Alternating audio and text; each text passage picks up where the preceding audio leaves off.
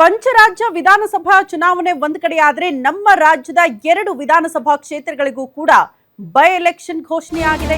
ಹಾಗಾಗಿ ದೊಡ್ಡ ಮಟ್ಟದ ಅಖಾಡ ಸಿದ್ಧವಾಗ್ತಾ ಇದೆ. 2 ಕ್ಷೇತ್ರಗಳಲ್ಲಿ, ರಾಜ್ಯದ 2 ಕ್ಷೇತ್ರಗಳಲ್ಲಿ ಮಿನಿ ಸಮರ ಜೋರು. 2 ರಾಷ್ಟ್ರೀಯ ಪಕ್ಷಗಳಿಗೆ ಪ್ರತಿಷ್ಠೆಯ ಚುನಾವಣೆ ಅಂದ್ರೂ ಕೂಡ ತಪ್ಪಾಗ್ಲಿಕ್ಕಿಲ್ಲ.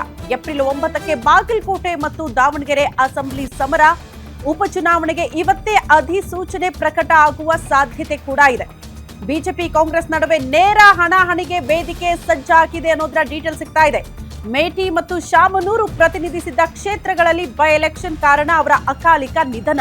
ಕೇವಲ 6,000 ಮತಗಳಿಂದ HY ಮೇಟಿ ಅವರು ಬಾಗಲಕೋಟೆಯನ್ನ ಗೆದ್ದಿದ್ರು. HY ಮೇಟಿ ಪುತ್ರ ಮಲ್ಲಿಕಾರ್ಜುನ ಮೇಟಿಗೆ ಕಾಂಗ್ರೆಸ್ ಟಿಕೆಟ್ ಅಂತ ಹೇಳಲಾಗ್ತಾ ಇದೆ.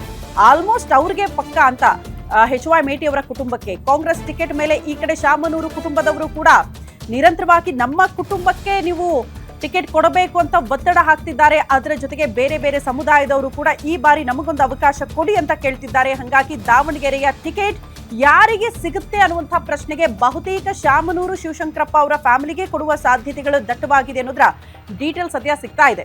ಅಲ್ಲಿಗೆ ದಾವಣಗೆರೆ ಮತ್ತು ಬಾಗಲಕೋಟೆ 2 ಕ್ಷೇತ್ರಗಳಲ್ಲೂ ಕೂಡ ಕಾಂಗ್ರೆಸ್ ಶಾಸಕರೇ ಇದ್ರು. ಇಬ್ಬರು ಕೂಡ ಹಿರಿಯ ನಾಯಕರೇ ಆಗಿದ್ರು.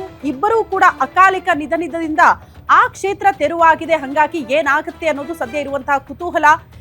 ಕಾಂಗ್ರೆಸ್ಗಂತೂ ದೊಡ್ಡ ಮಟ್ಟದ ಪ್ರತಿಷ್ಠೆ, ತಮ್ಮ ಕ್ಷೇತ್ರವನ್ನ ವಾಪಸ್ ಪಡೆದುಕೊಳ್ಳಬೇಕು ಅನ್ನುವಂತಹ ಪ್ರಯತ್ನಗಳು. ಇದರ ಮಧ್ಯದಲ್ಲಿ ಇದೇ ಲಾಭವನ್ನ ನಾವು ಪಡ್ಕೊಳ್ಬೇಕು ಅಂತ ಬಿಜೆಪಿ ನಾಯಕರು ಕೂಡ ಸತತ ಪ್ರಯತ್ನ ಮಾಡ್ತಿದ್ದಾರೆ. ಹಾಗಾಗಿ 2 ರಾಷ್ಟ್ರೀಯ ಪಕ್ಷಗಳ ಮಧ್ಯೆ ಈ ಬೈ ಎಲೆಕ್ಷನ್ ದೊಡ್ಡ ಮಟ್ಟದ ಜಿದ್ದಾಜಿದ್ದಿನ ಕಣವಾಗಿ ಮಾರ್ಪಾಡಾದ್ರೂ ಕೂಡ ಆಶ್ಚರ್ಯ ಪಡಬೇಕಾಗಿಲ್ಲ.